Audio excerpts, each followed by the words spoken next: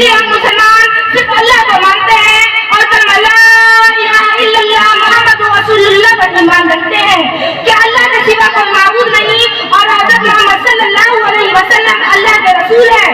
یعنی نفع نقصان پہنچانے والی، کاموں کو بنانے اور بگاڑنے والی ذات صرف اللہ کی ہے.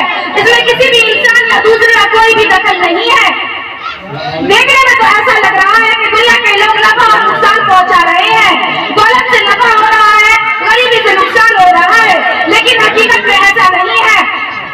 نفع اور نقصان، کاموں کا بننا اور بگڑنا اللہ کی طرف سے ہو رہا ہے. ایک چیٹی نے کاغذ پر قلم چلتے ہوئے دیکھا تو کہا قلم لکھ رہا ہے، جبکہ لکھنے کا کام آدمی کر رہا تھا. اس چیٹی کو آدمی نظر نہیں آیا.